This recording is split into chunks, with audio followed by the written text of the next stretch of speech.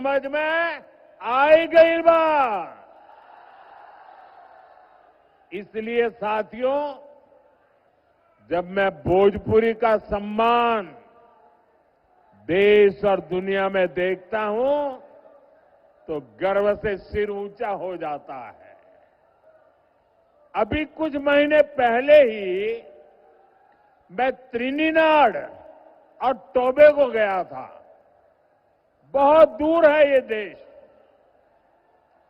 जब मैं वहां एयरपोर्ट पर उतरा तो लगा जैसे बनारस या छपरा के घाट पर हूं।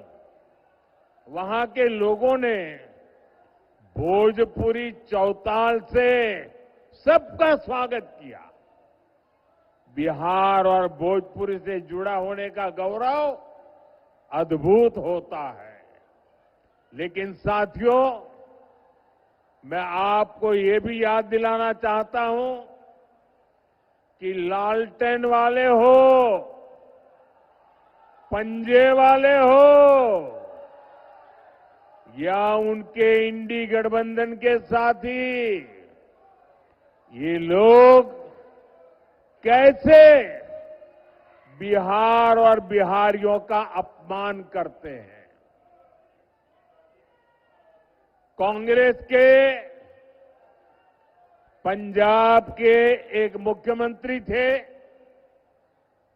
उन्होंने एक रैली में खुला ऐलान किया। ये जरा सुनिए, ये पंजाब के कांग्रेस के मुख्यमंत्री ने मुख्यमंत्री पद पर रहते हुए ऐसा खुला ऐलान किया कि बिहार के लोगों को वो अपने राज्य पंजाब में घुसने नहीं देंगे। कांग्रेस के मुख्यमंत्री ने पंजाब में भाषण किया और उस समय मंच पर उन्होंने तो भाषण किया, उस समय मंच पर गांधी परिवार की एक बेटी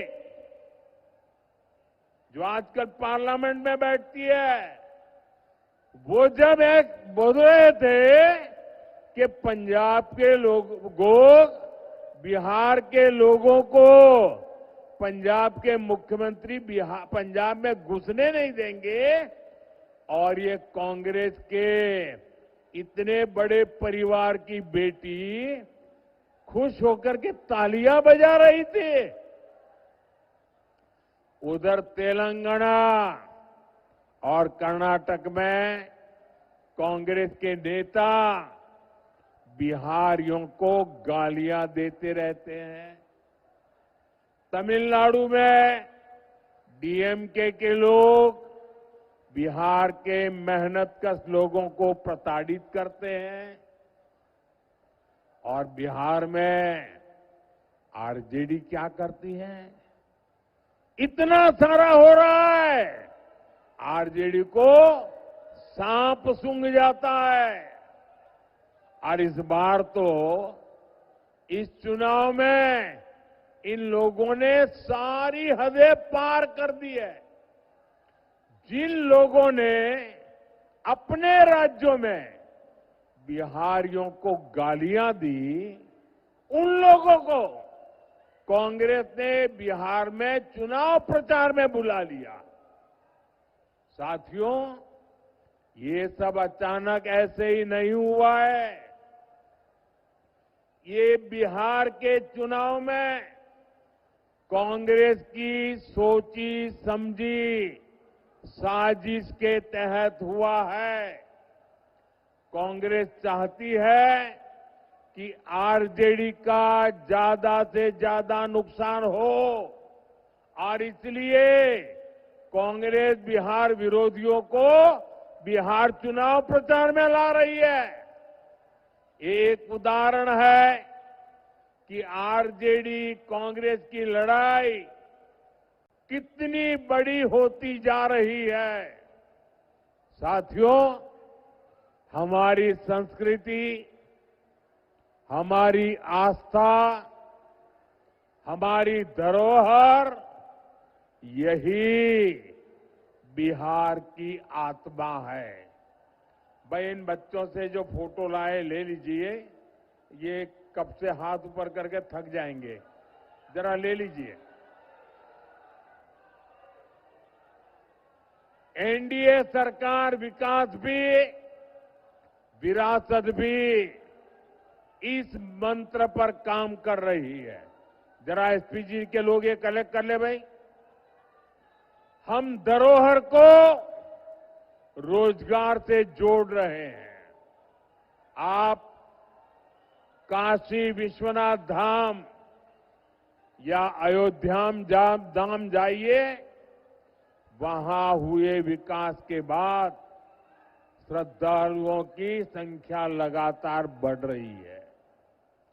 इससे रिक्शा वाले, टैक्सी वाले, नाव वाले, होटल वाले, खिलौने बेचने वाले, साड़ी बेचने वाले, कपड़े बेचने वाले, सबकी कमाई बढ़ी है।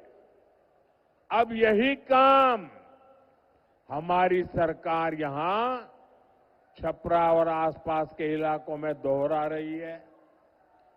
भाजपा एनडीए सरकार यहां हरिहरनाथ कॉरिडोर बना रही है, गंगा घाटों का सुंदरीकरण कर रही है। आने वाले सालों में यहां श्रद्धालुओं के लिए अद्भुत सुविधाएं होगी और साथ ही पर्यटन आधारित रोजगार के नए अवसर भी बनेंगे। साथियों, हमारी सरकार बिहार की धरोहर को कैसे रोजगार से जोड़ रही है, इसका एक उदाहरण गंगा विलास क्रूज है।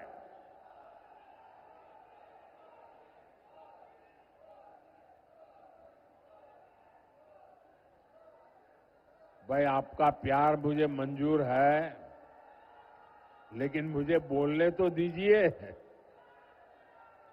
आपका उत्साह मेरे सर आंखों पर।